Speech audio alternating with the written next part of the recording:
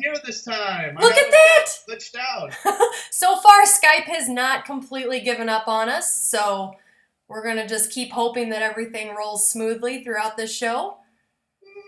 It's good to have you on this time, man. Yeah, it's nice to be on the show. So this show we're very excited about. We are going to be talking about all things Bigfoot, which, Bigfoot has a different name depending on what region of the world you're in.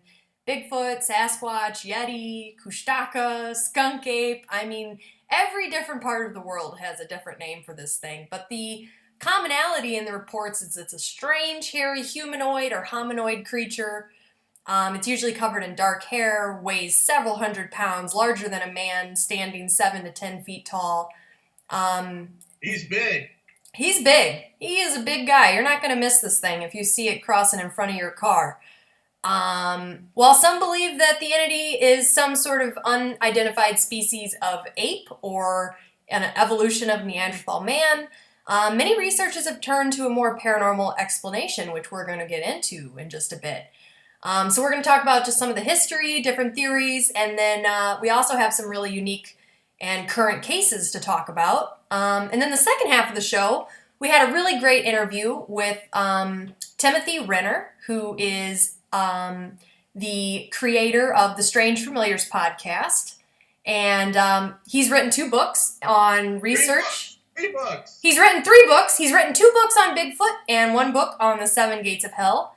And he's currently working on gathering reports of the Flannel Man, which we asked him about, and that's pretty cool, because that's a really untouched subject, and very new, and, I think stuff like that's really interesting as to his wife encountered the Flannel Man, and he talked about it on his podcast, and now he's getting a bunch of people sending him reports, so, that's something that we talked to him about, and, we're going to... stick around and you'll hear it. Yeah, stick around and you'll hear it. And as you guys can see from the last show, I'm in a new place. So hopefully by the next show, this will all be sorted out and I won't have this terrible red paint behind me. But for now, that's what the background is.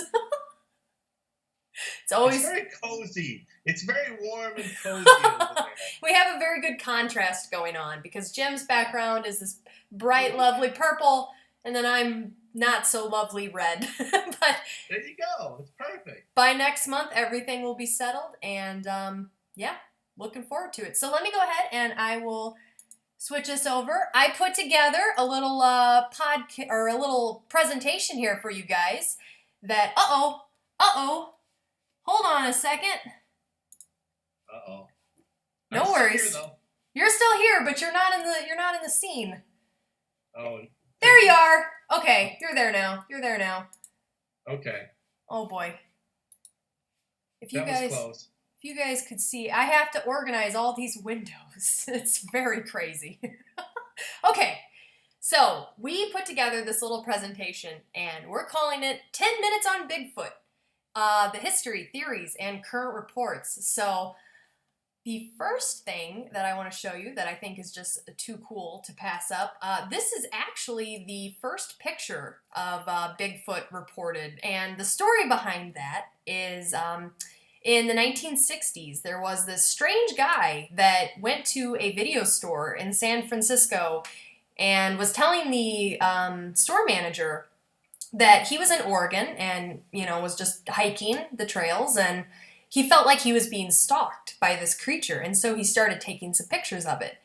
And so he left the film to be developed, and when the manager developed the film, he was like, oh my gosh, there's this creepy, human-looking figure in this film. And so that was published in the San Francisco Journal.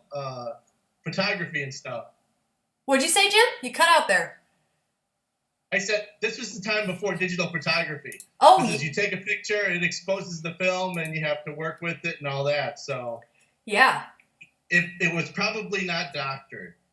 No, I can't see that it would be doctored, and it was published in 1965 in the newspaper, the San Francisco Journal, and it's still undecided what it is, but I just think it's pretty cool that might possibly be the very first picture, and To be honest, not much has changed. We have a blurry, weird blob in a picture, and here we are in 2018 with 4K digital cameras in our pocket, and it doesn't seem like much has, progressed in that aspect. And, that's kind of one of the biggest problems with this first theory that we're going to get into, the ape in the woods. There's a lot of people that can more easily believe that these creatures are just some sort of unidentified species of a primate that, we just haven't discovered yet. They're just out there and we haven't stumbled on them yet. And that's very possible. Scientists are still discovering species in, remote jungles and deep within the forest. But there's a lot of problems with that theory too. But some of the supporters, to this theory, there are definitely reports that make it seem like maybe that's what it is. One of the reports that I wanted to talk about, a lot of people are familiar with Lauren Coleman, who is the curator of the Cryptozoological Museum, which is in Maine. And he gathers reports on Bigfoot and has his team of researchers that look into these things. And one of the reports that was recently published by him was in January in Alaska. There was an earthquake off the coast, and it caused a tsunami warning. And so a lot of people had to evacuate, the people that were, close to the shoreline.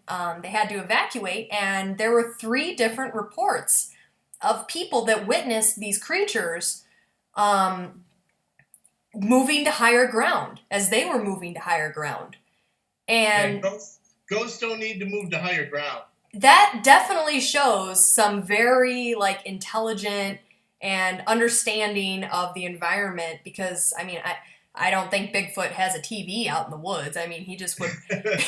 He didn't get the CNN. He didn't get the the tsunami warning anywhere on his cell phone. I think that it was just an understanding of the environment. And oh, look at that! We got somebody in the chat. Hi, Jingo. He said, "Sup? Only 7 minutes late. That's okay. We're just getting started." But one of the reports with this case that I really would like to talk just a little bit more about was there was this couple that they were in their car driving to higher ground to avoid this tsunami warning, and their car started having trouble. It just stopped working. It just stalled out on them. So they pull over, and he gets out of the car to see what the problem is, and this huge creature, this huge Bigfoot creature, walks in front of his car, and it is 7 to 8 feet tall, has very long, unusually long arms, made eye contact with him, and he said that he was extremely freaked out, and he was terrified of this thing. Luckily, it just kept walking, didn't come after him. But something that he reported was that it smelled really, really bad. And that's pretty common. That's pretty common in these Bigfoot reports, is that there's this weird odor. Have you heard that, Jim? I have. They smell like sulfur. Yeah. Like rotten eggs. Yes.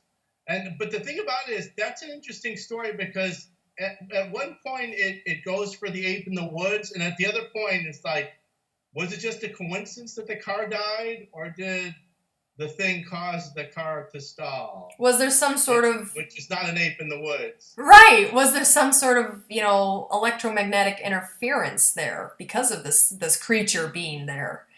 So there's a lot of different points that we're going to bring up that it's weird. There's a lot of overlap. Like maybe it is some sort of ape in the woods, but it has more of a paranormal, existence than we really can understand.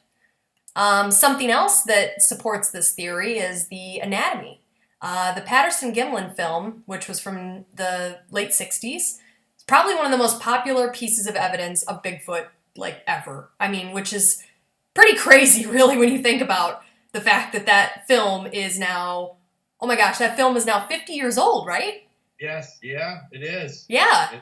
It's the anniversary of it this year. How weird. It's 50 years. And there really hasn't been better video evidence of a creature like this. And in that film, something that you might not notice or you might not know if you haven't, read the story or really studied the film, is that they believe that it is actually a female because it has That's breasts. right. Patty's a woman. Yeah. Oh, yeah. It's a woman because it has very anatomically correct breasts. And that's common with a lot of reports. People will either see genitalia or they'll see breasts, and it will act very animalistic. And that doesn't necessarily go against the ghost theory, because if these creatures existed and it's some sort of ghost or some sort of time loop, I mean, they would have had anatomy too, but it just gives more support to this theory that it is actually a creature. It's a living creature. Ape in the woods. It's the ape in the woods. There have been people that have been physically attacked by these things. We actually have, in our interview with Timothy Renner, he collected a story that a man was very brutally beaten by one of these creatures. I mean, it sounded pretty bad. So I don't want to spoil the story. You guys will hear it later if you stick around. But, I mean, this was not a ghost. This was not just a misidentification of something else. I mean, this guy was very injured, very hurt. Yeah, it wasn't a few scratches. He took a closed head injury. Yeah, I put it in the hospital. Yeah.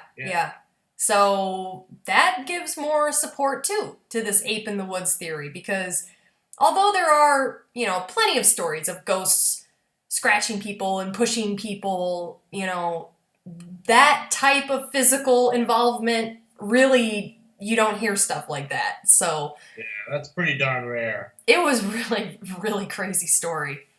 I have on there native legends. I mean, the legends and the belief in these creatures are very deep-rooted, and especially the Native American people, they really felt like there were these creatures that lived in the woods that would come and take their children if their children were out too late. There are many legends of people, or I should say women, that would be kidnapped and dragged off into the woods and actually have children with these creatures. And as far as I know, I don't think ghosts you can get pregnant from, so... God, I hope not. I sure hope not. But whether or not, that's some sort of an interdimensional being, or whether or not that is actually a physical creature, or maybe their legends just had more of a mythological, narrative to them, we're not sure. But it could have been a race memory from when these things actually did exist way back in the day. That's a really good point. Yeah, that's a really, really good point. But as a lot of researchers have noticed many flaws with this theory that it's some sort of animal in the woods, a lot of people are turning to more of a paranormal explanation. The biggest reason that people have such a problem with thinking that it is actually a creature in the woods is there's no physical evidence.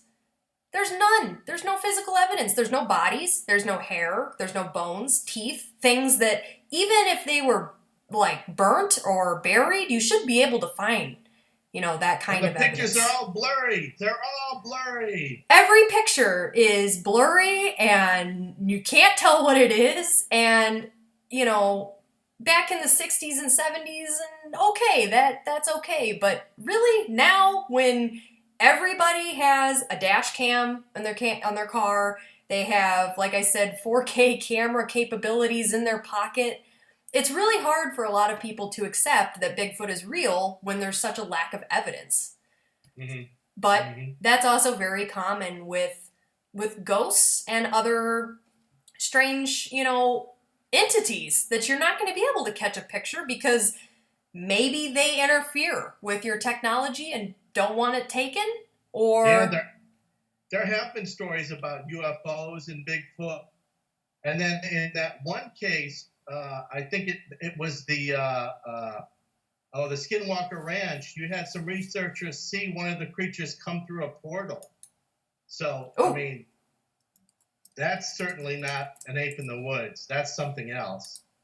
Yeah. I don't think some ape in the woods is going to be using a portal to teleport themselves. That's definitely more advanced than anything that we even understand. So I think that the big question is, if it is some sort of ghost or interdimensional being, how does that work? It just is a big overlying question of what is all of this paranormal stuff, and why is there so many commonalities between the blurry photos of Bigfoot and the blurry photos of UFOs and the blurry photos of ghosts that people capture in haunted buildings. It's just kind of like a big weird question. Yes, it's absolutely. Big weird question. Other things that kind of support this theory that Bigfoot is more than just a creature is a lot of people will say, well, it's a creature because it, impacts the environment and you can see footprints.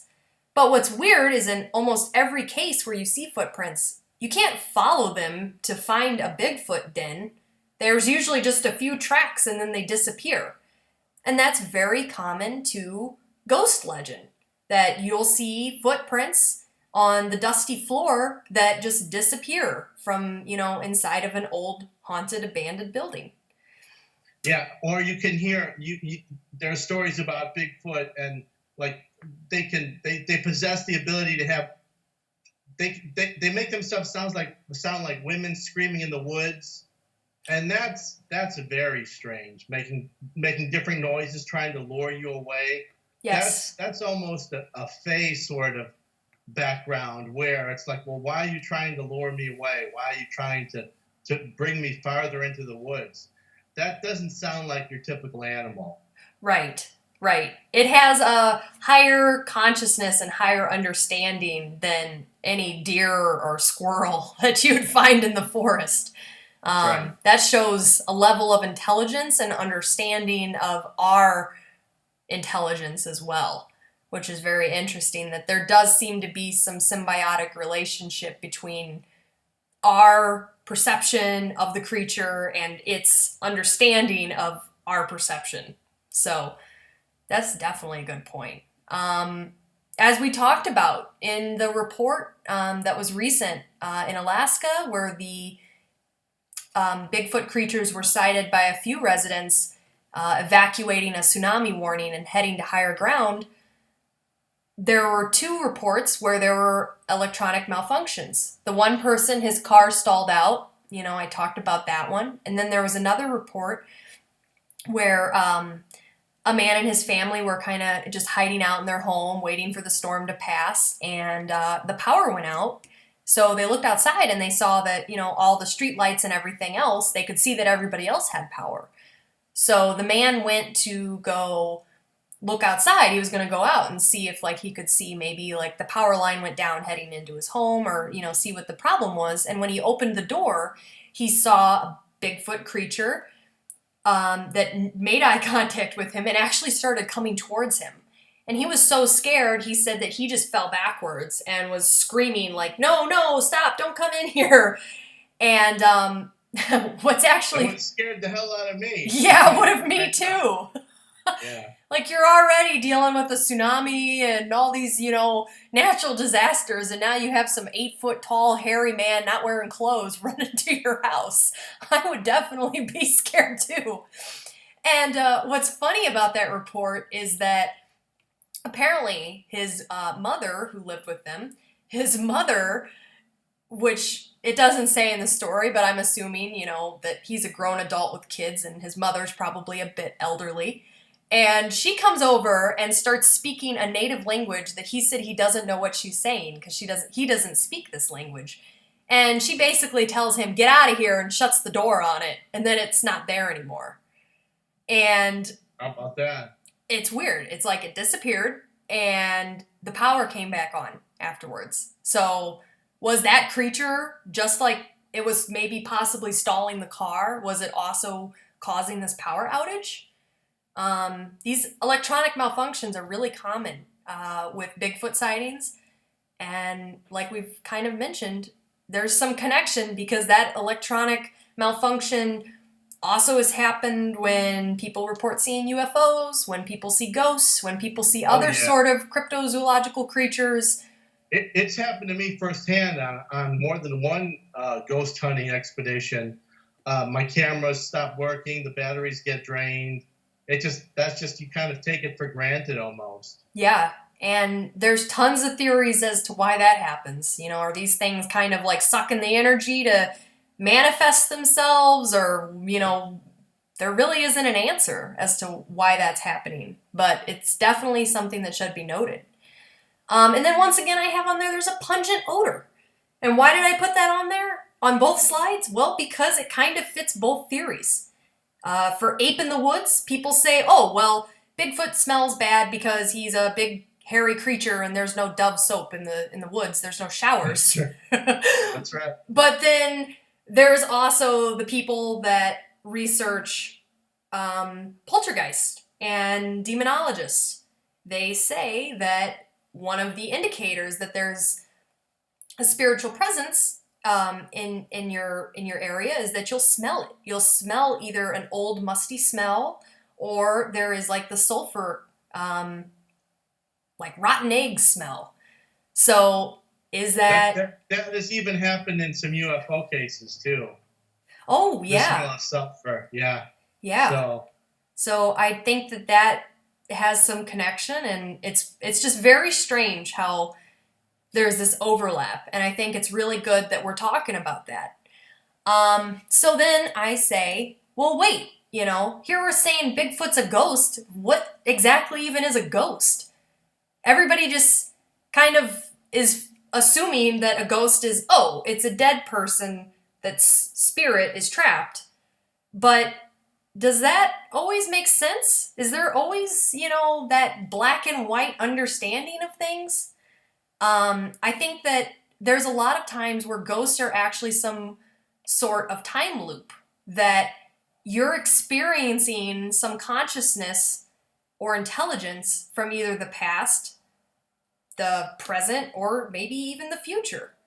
And maybe it's actually from a different dimension.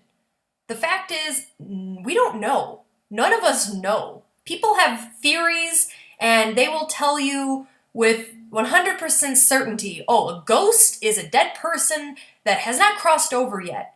But do you really know that? And I think that should be applied to Bigfoot as well.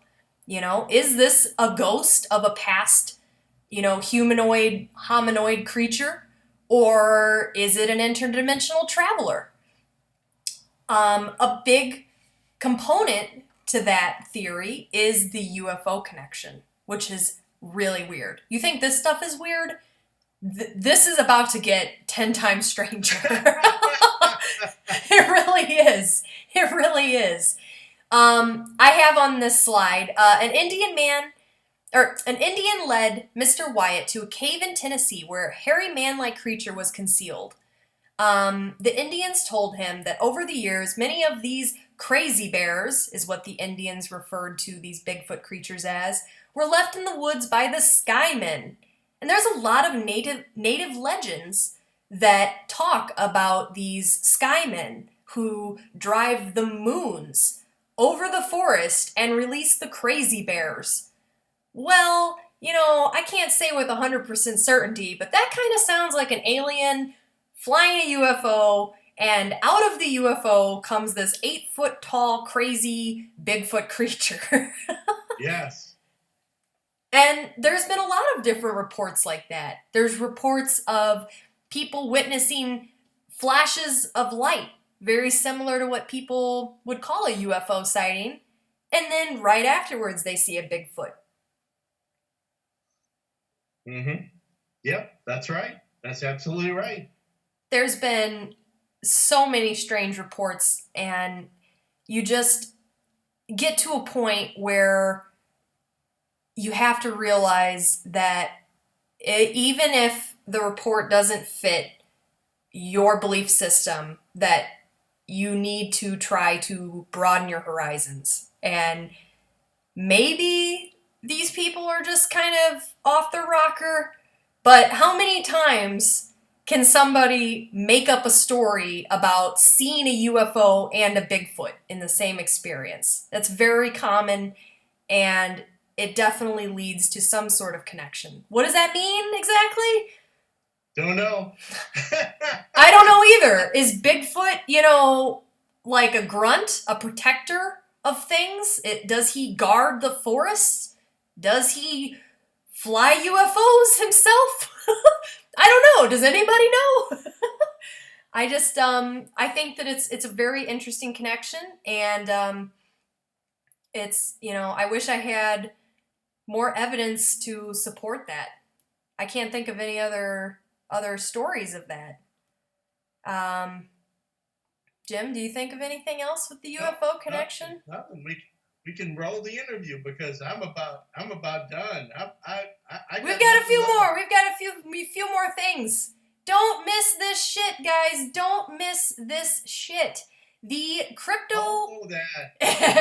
Cryptozoology Conference.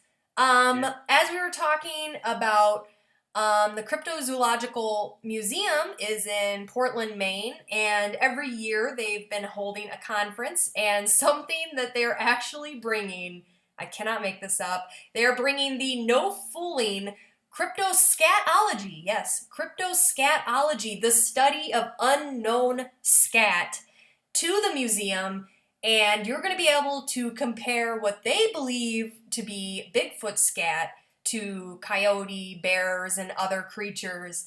And this is the first thing of its kind. There's not really been Bigfoot poop on display anywhere else, but now there is, so don't miss it.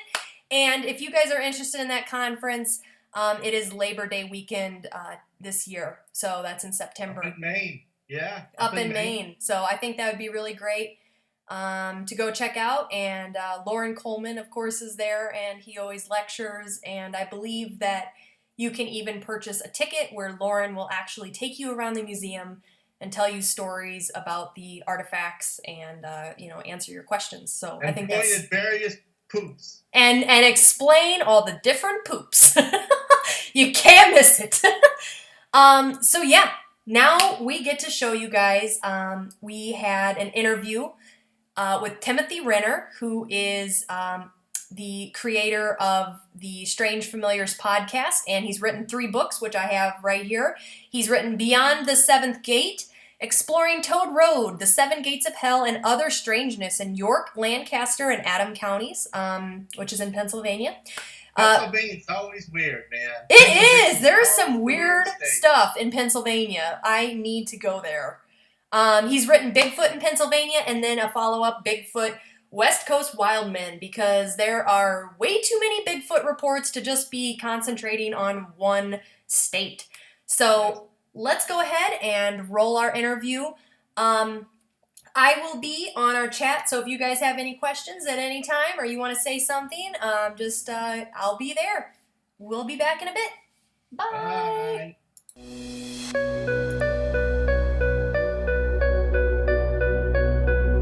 So, Tim, you are an illustrator, an author. You've written 2 books on Bigfoot and a book on the 7 Gates of Hell. You've been on numerous podcasts and radio stations like Coast to Coast. And, of course, you have your own podcast called Strange Familiars. So, tell us... He's also a musician. Don't forget that. Tim, what do you not do? Anything normal. Exactly. That is the right answer. All right, we can continue this conversation. What got you interested in all of this stuff? Which aspect? The paranormal stuff? Yeah, the paranormal stuff. Like, what was your beginnings in that? Oh, when I was a kid, it was the golden age of Bigfoot. It was In Search Of, and the Patterson Gimlin film had just come out, and Legend of Boggy Creek. It was sort of like the perfect storm of Bigfoot. So when I was young, I was just in love with Bigfoot. I would get I think we have one Bigfoot book in our elementary school library. I would get the same book out all the time, constantly, and just read it. And then as I grew older, I kind of, I became a teenager, and there were girls and other things to take my mind off of Bigfoot. As sexy as Bigfoot is. And I just kind of fell away from it. But with the internet came around, and one day I kind of typed in, like, I wonder what's going on with the whole Bigfoot thing, and sort of reconnected. I followed a little bit from them, but I really got into it hardcore again at the time I wrote my first book. I found so many local sightings that I didn't expect. that I really kind of jumped in with both feet at that point. But it's always been something, the weird, the unusual, the scary, the paranormal. It's always been something on my radar. Sure. That's awesome. Your first book then was Bigfoot in Pennsylvania, right? Is that where you're located now? First book was Beyond the Seventh Gate. Oh, okay. Okay. And that deals with the county I live in, York County, and the county to the east and to the west of York County, Adams and Lancaster County. Now, I know you've talked about before, but what is with the Seventh Gate stuff? What is that? Well, it isn't. It's a local legend, and it originally wasn't even associated with the area that it is post-internet. They would talk about these 7 gates of hell, and it was originally associated with a place called Hex Hollow, which is in southern York County. There's a whole other story that goes with that, and a cemetery in York City. And the way it was supposed to work, there was a series of 7 gates. They were never physical gates. They were sort of imaginal gates, I guess, or symbolic gates. And you would take these winding roads through the cemetery or through the hollow, and each circuit would open up this sort of symbolic gate, and no one was to return from the 7th gate. Things would get scarier with each gate, and then the 7th gate presumably led to hell, but it said if you opened the 7th gate, you'd never return. Who in God's name would want to do something like that? I mean, that blows me away. I still have people, by the way, who will come up to me at festivals and conferences and so forth and say, I know the route to take. I know how to do it. Oh, no. Which is, I never get to, well, take me, to show me. It never gets that far. But it's like, all right, buddy, go ahead. You have fun. The internet associated this legend, and this, I think I can literally trace it down to when it happened.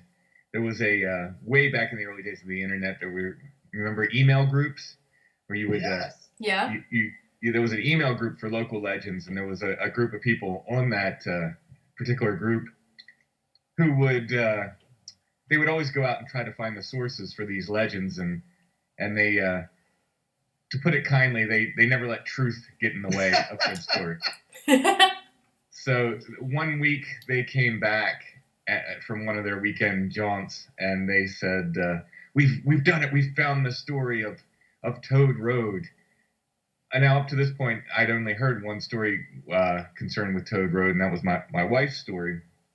And it was just very simple. She went to day camp out in that area, and the story she heard was don't look behind you on Toad Road. That was the only thing. Well, all of a sudden, these people was like, there's 7 gates of hell are on Toad Road, which I'd never heard of before. There is a gate there. I think that's what would help this stick. But they were saying there were 7 literal gates, and they were to keep people away from the ruins of this insane asylum that burnt down. And of course, it was they couldn't give you a date when it burnt down. It was a non-specific date. Yeah, and there's always an insane asylum. Did you ever notice that? There's always some asylum. Yeah, right. And all of a sudden, I immediately went to local maps. My father-in-law has all these. He does genealogy, so he has tons and tons of these local maps dating back to the 1700s. And there was never an insane asylum out there. It's all just the urban legend. In research for my book, I actually found out York County's never had a standalone insane asylum anywhere. So it's a complete fiction. There were some things there was some buildings that burnt down nearby and so forth that helped that story stick. So I think if you look on Wikipedia for the 7 Gates of Hell or Toad Road, it'll tell you this story. And I think there are some sort of half-truths and half-remembered, rumors and so forth that help the story stick. But for the most part, it was a fiction created post-internet. And so my first book kind of takes that story apart. And but that said, there are some very, very strange things that happen on Toad Road, and I do address that as well in the book. Oh, like what? Like what? Well, I started looking at what people were reporting back there. And the strange things people were reporting had nothing to do with ghosts of insane asylum victims. It was things like being paced in the woods by something that they couldn't see, things peeking at them from behind trees, screams in the woods. The number one thing reported back there is screams in the woods. They sound like a lady being murdered, they'll say. Oh, geez. That would terrify me. Whoa, that would be it for my height. That's it. Gotta go. glowing eyes, all these. Well, if you're familiar with cryptid stuff, this is all Bigfoot side. Yeah. Yeah. So I started looking at it as, well, let's look at this to see if there's Bigfoot stuff back there. And sure enough, I found an article of a guy who got attacked by what he called a hairy monster. Yeah, tell us about that, because I was talking to Em, and that seems to be like one of the very few stories about a guy who was attacked and like lived to tell the tale. Well, he, I spent a long time tracking this guy down, and there's not much. There's only a newspaper article in my first book. I'm actually working on a follow-up to that, and more of his story will be in the second book. I'm going to probably change his name because he was really hard to draw out. So if you have both books, you'll probably figure out who the guy is by name, but for the second book, when I tell his story, I'm going to change his name just to try to make it, give him a little more anonymity, because it took me about 6 months to draw this guy out. It took me longer than that to find him. Wow. He has no internet presence. He wants nothing to do with the internet. Wow. And, Okay. About 6 months of phone calls, he finally told me the story.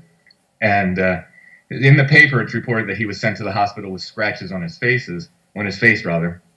And he said, no, it was much worse than that. So he went out there, his car broke down, or rather it wouldn't start.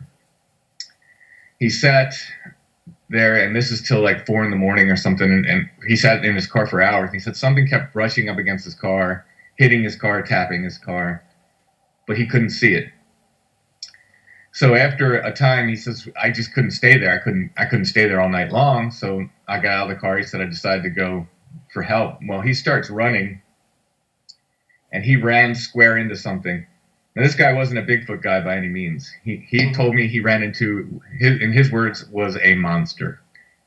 And he said it was huge. It was on 2 legs. It was covered with hair, and it beat him down. He ran into it, and it proceeded to just beat the heck out of him. Oh my God. He was sent to the hospital for a week with a serious head injury. Now, the newspaper article said scratches on his face. He spent a week in the hospital.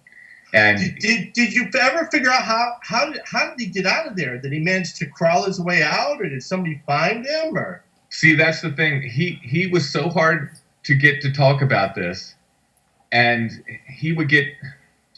Every time I call him, he'd say, I have nightmares for 2 weeks after you call me. I'd call him about once a month. Yeah. Oh. And towards the end, he said, my girlfriend hates you. He said, she does not like me talking to you because she deals with me. I wake up screaming for 2 weeks after talking to you. Oh. So she doesn't want me to talk to you. So I never got the entire timeline. I got most. Gotcha. Yeah, so there are little parts that I don't exactly know. I don't know if he was found or if he was with it enough to take himself to a house. I mean, certainly there was no cell phones at this time. I've also tried to get the police report, which I filed a FOIA request, and that's never been answered. So I don't know why. I don't have money for a lawyer to force the Helm Police Department to give me that police report.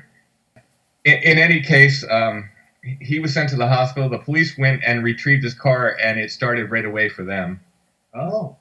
They found it. The back door was hanging open, and he said there was a knife missing from the vehicle, which is just an odd detail. So, but you get that in Bigfoot cases a lot, where people can't start their cars, batteries fail, and so forth. So it's very interesting that the police were able to start it without a problem. He told me that the police told him that he ran into a guy that was dressed in skins, and he said, there's no way. He's like, there's no way there's a human this big. And then they told him, well, you ran into a cow. Oh, he ran into a cow. That sounds like the police. Which is not the first time I have that. Even in York County, I had a report that was collected by another researcher in the 70s. He gave me access to his files. And this guy hit one with his car, and the police put it down as him having hit a cow. Now, I don't think there's a grand conspiracy with this. Like, I was talking with some, like, a Bigfoot podcast, and like, this is the government, trying to cover it up. No, I think it's easier for the local police if they just put something down like, he hit a cow, rather than, opening up a weird investigation with, he hit an unknown. or something like that. I think it just comes down to being easier for them for their paperwork. I'd hope they'd report it as a cow just for my insurance claim. I mean, I'm not sure my insurance is going to believe that I hit a Bigfoot in the middle of the road, but yeah, right. Other than that is unfortunate. Things probably get lost that way very often. I just recently listened to one where you had Joshua Cutchins on, and you guys dissected an article that you found where a young boy was basically kidnapped by some sort of big, hairy Sasquatch creature and taken underground. And I absolutely loved how you dissected that story and went into all the little different pieces and compared it to a lot of components of the legends of the Fae. Do you think that is a theory that you would subscribe to for a lot of cases of Bigfoot, or do you think that there might be different things going on? Josh has won me over in a big way to thinking about things in that light. And I'll put it like this. Josh has said to me personally, like, I don't want to be the everything is Fae guy, which I understand. He's worried that he'll be like the guy from the Ancient Aliens show, instead of therefore aliens, it'll be therefore Fae. I think it's too late for Josh, to tell you the truth. I told him, and I'll try to remember how I phrased it, because he liked the way I phrased it, and I'll draw a blank on that likely. But essentially, what I told him is, it's not so much that everything is Fae; it's just that the mythology that they're using has so many. It's just a really good way. There's a lot of modern equivalents if you look at Fae encounters, and it's just a really good way of saying these things happened before and they've been talked about in folklore, but we're not necessarily maybe talking about the same thing. It's hard. It's really hard to say, and it's frustrating for people who interview me a lot because I'm real sketchy. I won't commit to any one thing because the truth is I don't know. That is the ultimate truth. That's good. Don't know. This is one of my favorite stories. This was last spring, and I'd gone there with a friend, and I found a new to me way in. It's actually the oldest portion of the road that's still surviving, I think. I've done some research since then. This will all be in my second book. The road was originally a tow path, and I think that's how it got the name Toad Road. It was a tow road for barges. The Cador's Creek they would use to haul supplies to the furnace. Cador's Furnace, it's an old iron furnace, is right there at the end of Toad Road. And Cador's Creek comes out of York, and they would actually use it to haul supplies to the furnace, and actually even to haul things to the Susquehanna River. And it had a series of dams they had built, and but some areas it's too shallow even for whatever barges they have. So they had this tow path where they would hook horses to the barges and have them tow it through the shallow areas, and that became Toad Road. And I believe it just like Tow Road just got turned to Toad Road over time. As people forgot what it was used for and so forth. Makes sense. So I found this. The other end, on the northern end, I found this way in that is really old. I mean, you can still see, pre-Revolutionary War stonework and stuff there. Wow! Oh, wow! And I was very excited about this because it means, well, it's just good news for someone like me who visits it often. The other end, there's no parking, and people get very suspicious. With you being there, there's more no trespassing signs for this area than I think anywhere in the county. Wow! So to find another way in is for me as a researcher who likes to be there often was just a real blessing. So I was very excited about this. While we were out there that day, in the middle of the path, and I didn't think anything of this. It just seems normal. I found a raccoon skull, perfectly clean. And as an artist, whenever I find these, I collect them. I have a massive collection of skulls I just found while hiking. Most recently, I found a horse skull, which was quite a. That's huge. That's man. cool. You keep these things all over the house, the whole house. And I had to wire the horse skull to my pack, to get it out. So I'm walking around with this horse skull wired to my back and hiking out. And I'm thinking like, oh, I'm taking this home. And I'm thinking any other wife in the world is just like, what are you doing? Why are you bringing that thing in the house? And I'm so blessed to have the wife I do. I kind of sheepishly like, brought it into the house and like, I found something today. And she's like, what? And I was like, brought it into the the area where she was sitting. I was like, this, and she's like, that is so cool. Awesome. Good for you, man. That's awesome. She cleaned it all for me and made it very nice. Now in a bookshelf. But anyway, so anyway, I find this raccoon skull. I'm like, oh, cool, skull. So I pick it up, put it in my pack. We were done for the day, but we made plans to come back in I think it was on a previous podcast I said 2 weeks, but I actually looked at my calendar. It was actually 3 weeks after this. Okay. So almost a month later. Yeah. So I wanted to go back. I wanted to, go in that same way we found. And we had plans to do it. And that day came, and he canceled for whatever reason. So I said, well, I don't need you. I'll go by myself. So I went out by myself this day. And, I go in the new way I found, and I'm making my way. And it's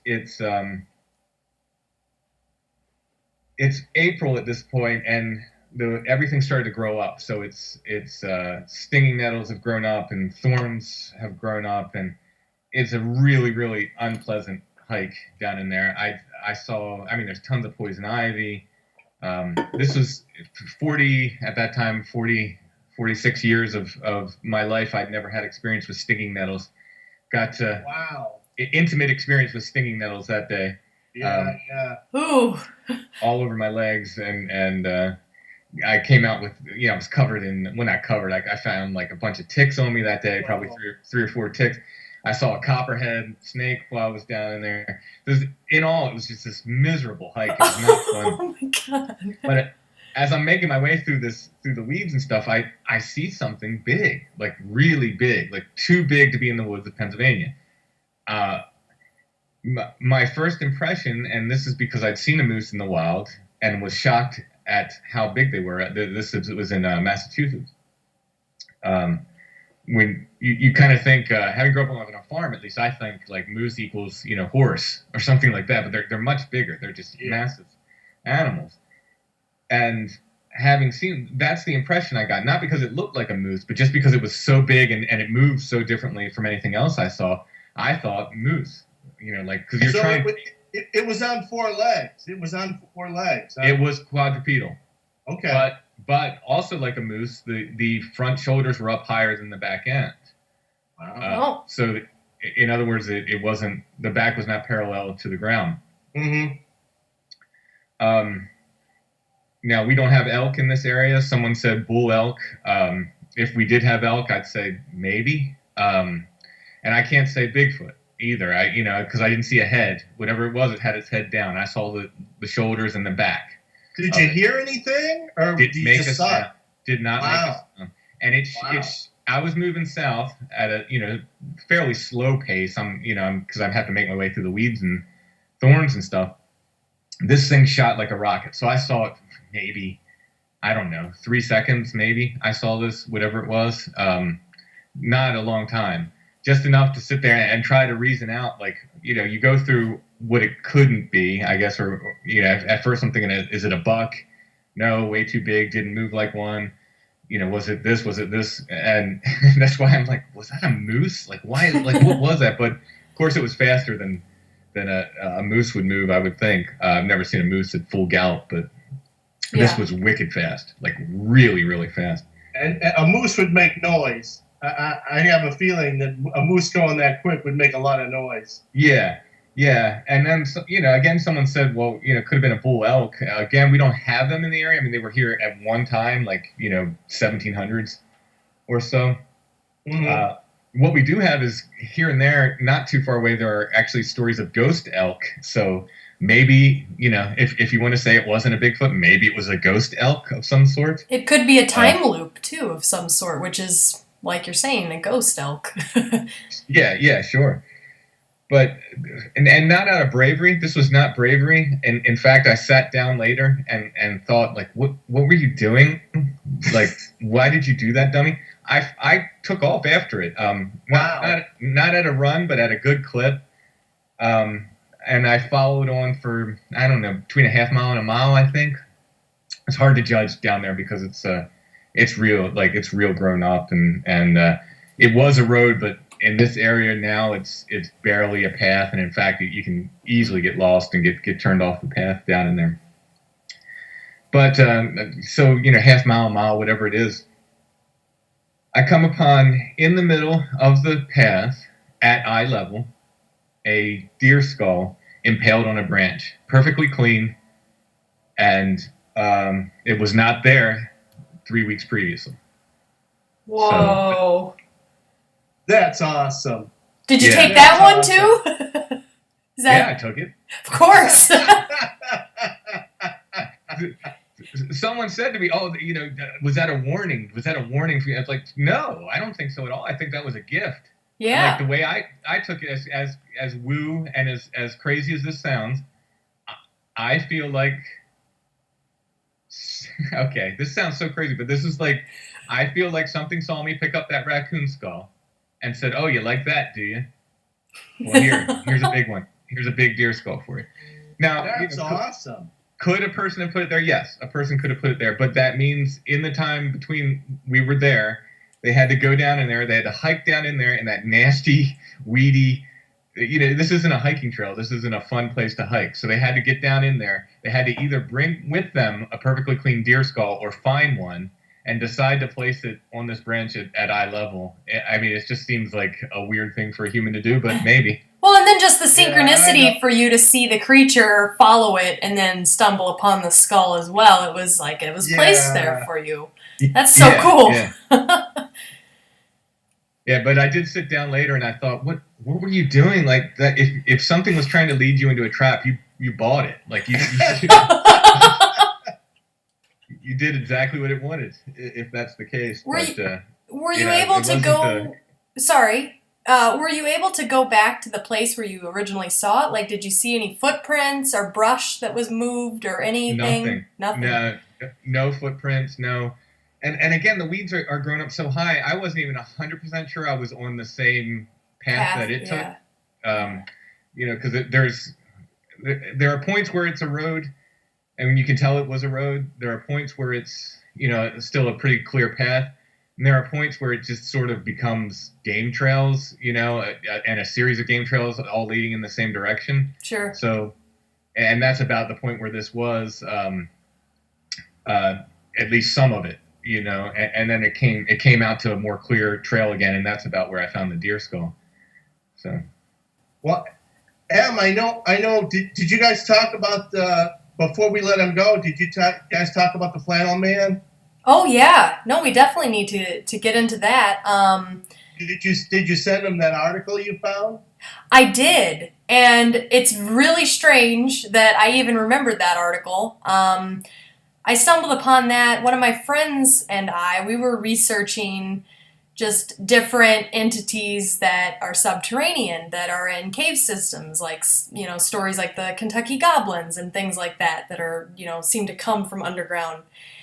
And my friend had stumbled across this in this book called The Inhumanoids, and the article, it basically talks about there was a mine disaster in 1945 where some miners were trapped underground. And while they were under there, they saw the wall of the cavern open up, and a man emerged from this brightly lit room wearing a flannel shirt, dressed like a lumberjack, and let them know that they would be rescued. And he just walked back into his room and shut the door. And sure enough, they were rescued, and that was printed in the newspaper. So, Tim, I'm hoping that, if that story is interesting enough to you, that you can find that article to put. Yeah. I'm gonna look for it for sure. Yeah, and that was in Pennsylvania, right? That was in Pennsylvania. That one was in Kentucky, but it made mention. Okay. It made mention in the book that there was another mine disaster that was in Pennsylvania, where a lumberjack type of entity was seen. So, maybe there's some connection with these like Flannel Man type entities and subterranean worlds. I really don't know. Have you heard of any reports of anything like that, Tim? No, but I found it very interesting that it was under the section labeled Tommy knockers, because these are little. They're usually little. They're usually little people that supposedly the Welsh miners brought with them when they came to Pennsylvania. It's a Welsh sort of Welsh underground fairy thing. The Tommy. Yeah, they're fae. Yeah. And so I thought that was really interesting because we have a really big Welsh population in the area of Delta in York County. In fact, they still speak Welsh. A lot of people there do. Wow. They work the slate mines. They had a saying that what was it, the stone, I think they used the term that for slate. They said the stone doesn't speak English or something like that. So only the Welsh people could really work the slate.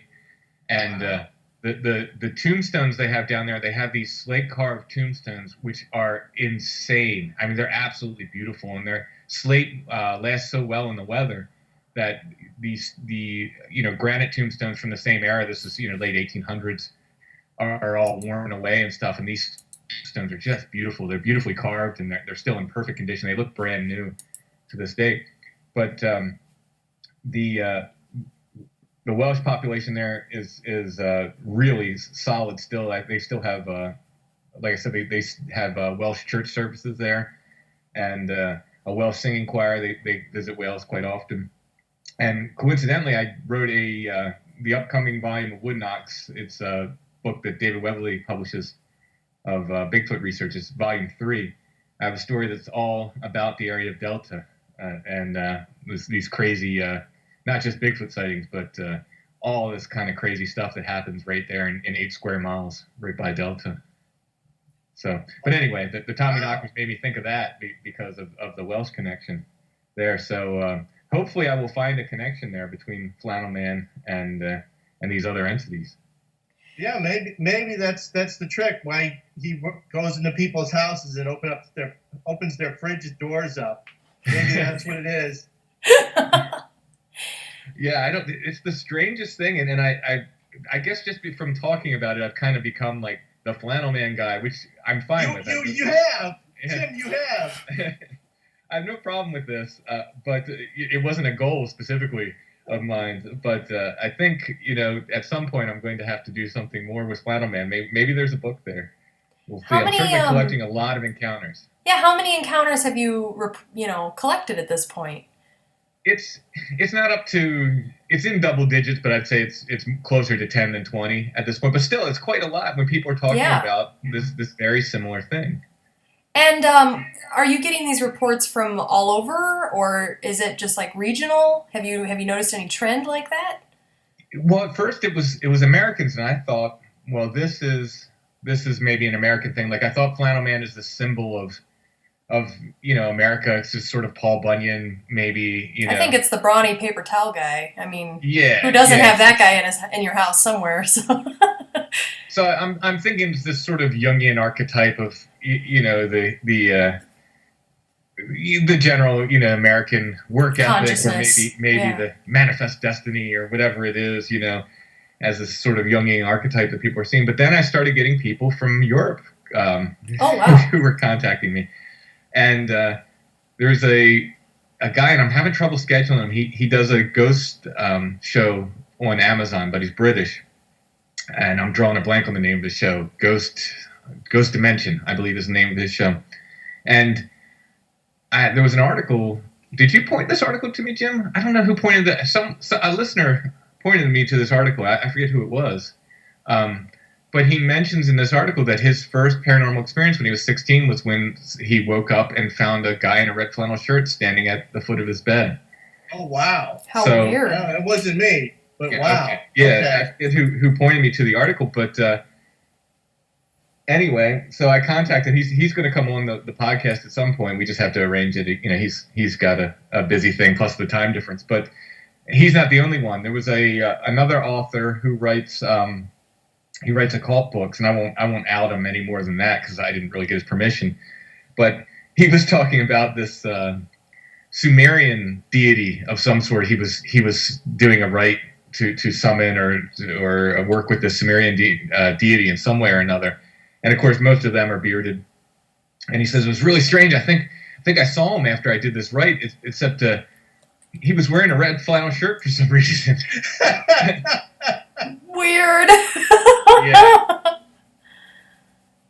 Wow. So it's, people, and I was contacted by someone in Sweden, I believe, as well, who said that she knew someone with several experiences with this Flannel Man entity. So in general, if there is, a general sighting of the Flannel Man, but are people seeing this thing in their house, like waking up in the middle of the night and there's this Flannel Man in their bedroom? Have you found any trends as to the sightings and when they occur? Almost 100% of the time, it's after they wake up. So they will wake up from something, from a dream, from a bad dream. One fellow I talked to, he woke up from getting a glass of water. He woke up to get a glass of water, came back, and found the Flannel Man standing in the hallway. No, that guy was awake. I'm woken up for water. You're awake. Yeah. Right, yeah. Yeah. But that's consistent across the board. Except for and that's who I talked to recently, and hers wasn't a Flannel Man. She had an experience where she had like a guy dressed as a cowboy, but she was in Argentina, so I don't know if this is the Argentinian expression of Flannel Man or not. But she said that it was very similar, that he walked into the room, kind of looked around, saw that she saw him, and was kind of like, not necessarily shocked, but felt like, maybe I shouldn't be here, which a lot of people report. So people, they'll wake up, they'll see this Flannel Man entity, sometimes with a beard, sometimes not. Mostly, I think, with a beard. More often than not, people report him having a beard, but some said no, definitely clean-shaven. I've had red hair, I've had dark hair. But what's consistent is the red flannel shirt and dark pants, usually described as jeans, but not 100% of the time. And then a lot of times we'll say when he realizes he's been seen, he looks either shocked or surprised or even guilty sometimes. He seems at the very least benign. I mean, I think if I woke up and saw some guy in my bedroom, I'd lose my mind. But he doesn't seem evil or malignant or anything like that. He's just kind of like, you got me. And that's about it. Yeah, and like my wife had a very sort of intense Flannel Man experience. She's a total, skeptic, non-believer, and all this stuff. But which to me makes it almost even more powerful. And she said that she really didn't get the feeling that he was there. He seemed sinister just because he was standing there. She said not because she particularly felt like he was going to do anything. And then she said that he looked like surprised, like he'd been caught. And like more so than sinister or anything like that. He looked like wow, you can see me, you caught me, kind of thing. Wow, that's just amazing. Yeah, well, I know you're working on another book, but the book after that should be about the Flannel Man. Yeah, it's I'm just looking for more to say. And actually, that article in that book you pointed me to, that might be the key to finding more to it than just. I mean, I can tell people's experiences all day long, but seems like I want to say something more about it than just like here's a bunch of experiences people have. Yeah, and maybe some different experiences, because this one was really unique. It was a lot different than what you've collected. And in that story you had about the mind, it seems like he's not only benign, he's benevolent. Yeah, and he's telling people to relax, to calm down. And I imagine if you're trapped under a mine, air is scarce, so being calm is important. Yeah. No, they definitely felt as though it was helping them or some sort of angel sent to them. And something that I also wanted to bring up, Tim, is before this interview, I was thinking, well, maybe I could research into the history of flannel and flannel shirts and just kind of like, does that have any significance? And something that I stumbled upon that I thought was interesting was that flannel is actually the most common material that mojo bags are made of, that are made of for voodoo rituals. And that was because when slaves were sold to America at the time, the slaves would wear mostly flannel outfits because it was a really cheap material. So they would take the remnants, the scraps of their pants and things, and make these mojo bags up to try to get freedom from their slave owners. So when I read this report that I sent you about, these miners are trapped. They're literally enslaved under the ground in this cave. And here comes this Flannel Man. It just almost kind of seems like that magic worked. So, I don't know if there's any connection there at all, but I definitely thought it was interesting that red flannel in particular is specifically used for voodoo. Yeah, and there, Lauren Coleman back, I guess in the 70s or 80s, he had a book where he talked about ghosts in checkered shirts. And there have been a number, as bizarre as it is, there have been a number of Bigfoot reports where he's wearing either red checkered shirts or red flannel shirts. People will say, "No way, really?" Yeah, and those are the bizarre ones that I used to hate. Like, so when I was a kid and I'd read Bigfoot books and stuff, and even when I first started, getting into it, like I never wanted to hear those stories because it's just like, well, that just makes it silly. Like, that's just silly, it doesn't fit. And no one's going to believe that. But now those are the reports I love. When I hear that stuff, I'm like, all right, here's going, like, there's something to that. Now, did this creature, grab a shirt off of somebody's clothesline and put it on, or is there something, far weirder going on? That's a big shirt on somebody's clothesline. That's all I got to say. That's an awful big shirt. Yeah, so who knows? That's where all the clothes are going on those David Paulides' books. All the people show up after being missing in the woods. Yeah. They have no clothes, no boots. Well, there's definitely a weird thing with clothes. I mean, the fact that they'll find clothes inside out and folded is really bizarre. Now, one of the things you're supposed to do if you're lost and you think you're pixie-led or something is to turn your clothes inside out. That's right. I was going to say that. That actually protects you from a certain fae. You can turn your clothes inside out and they won't be able to find you for some reason. It's the idea is to, I guess, change the situation up in a way. That you find that in both UK and like Norse myths and stuff about, their equivalent, the elves and the whites and so forth. They'll tell you to turn the clothes inside out. Oh, wow. So that's when I hear those Paulides stories where they find the clothes inside out. To me, it's like, that's just, that's just too weird. Yeah, after I read his first book, I decided to stop going hiking. So there you go, man. I'll leave it to you. You can have my bag and everything. That may be one of my eventual ends, to be as my. Where did Tim go? I don't know. We found his boots, though. My daughter, before she decided she doesn't like hiking, used to insist on being the last in line because, she'd listen to these David Paulides podcasts and stuff with me. And she'd say, I want to find out what happens. And she'd use it as a verb. She'd say, I want to be missing 411. So I never let her get too far behind. Trust me. That's good, yeah. And don't pick any berries. Don't get too far behind. Don't pick any berries. Don't follow the lights. But even now, when I go hiking, often she'll like as I'm leaving, she'll often say, "See you later, Dad. Don't get missing 411." Well, I think we've kept you on long enough. What are you up to, Tim? What are you doing? What are you doing? Where can people find you? Well, strangefamiliars.com is the website for the podcast, and you can hear the podcast there, but all that contact information goes right to me. So if you want to contact me for anything, Flannel Man stories, or get signed copies of my books or anything like that, strangefamiliars.com.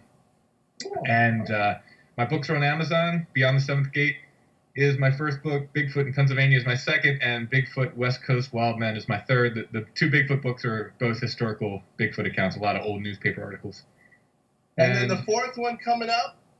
It's probably going to be called Don't Look Behind You, and it's a continuation of Beyond the Seventh Gate. Never thought I'd have enough information to do a second book on that area, but apparently I do. So nice. That's great. Really nice. Awesome. Thanks. Oh, yeah. Thanks for having me. Appreciate you being on. Oh, thanks for having me. It was great. Bye. Yeah. Have a good night.